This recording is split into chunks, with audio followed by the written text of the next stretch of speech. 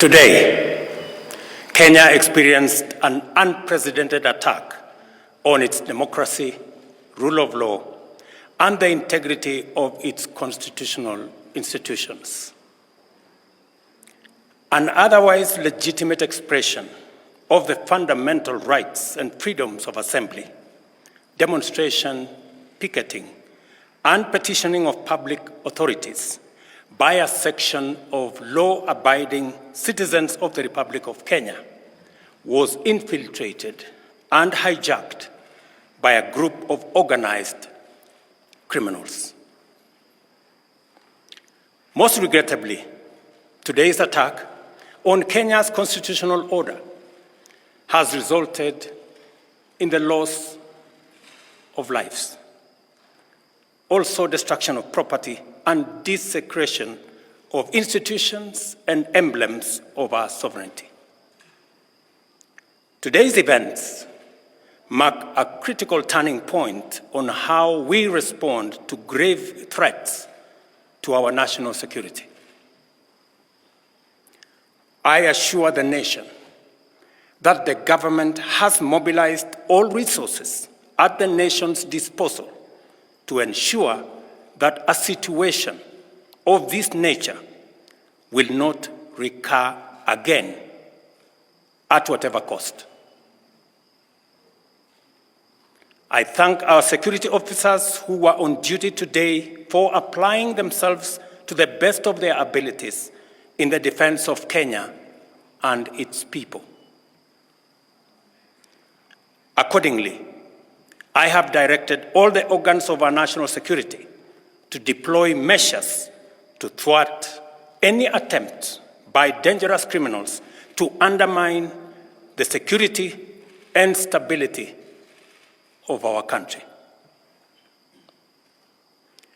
As the people of Kenya go to bed tonight, I give you my assurance that your security, that of your families, and property remains my utmost priority.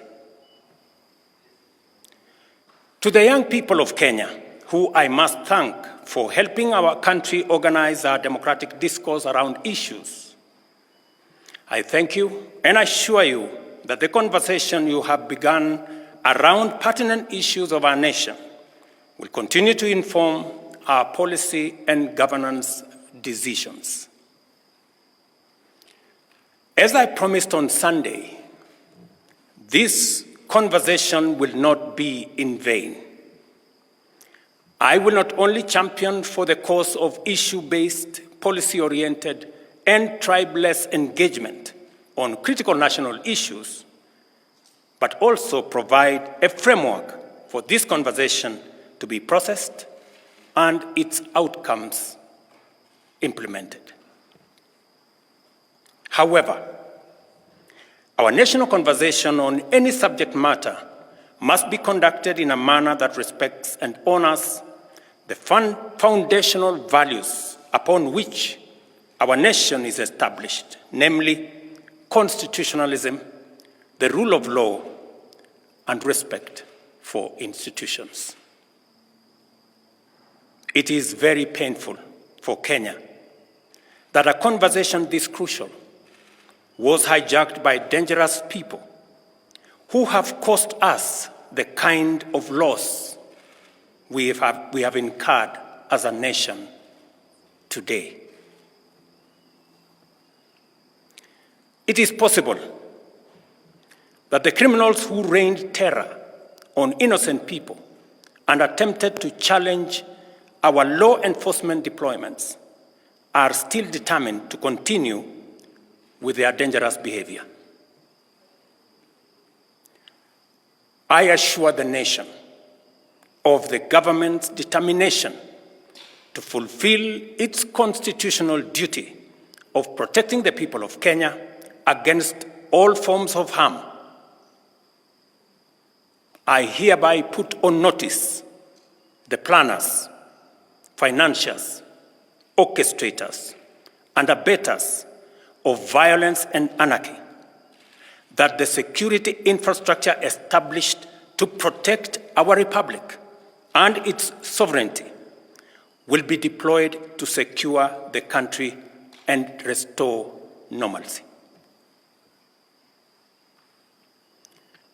It is not in order or even conceivable that criminals pretending to be peaceful protesters can rain terror against the people, their elected representatives, and the institutions established under our Constitution and expect to go scot-free. We must isolate crime from democratic expression and separate criminals from people exercising the freedom of expression and divergent opinion. I shall continue to lead a government that is fully committed to maintaining the integrity of our state, promoting the unity of our nation, and enhancing the peace and security of all citizens and their livelihoods.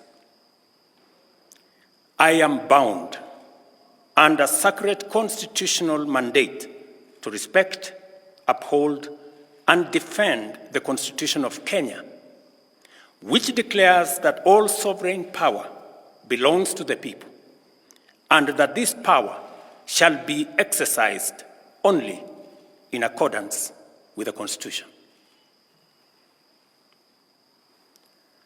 The government will therefore uphold its constitutional mandate to secure our nation and its development, and shall treat every threat to national security and the integrity of our state as an existential danger to our republic.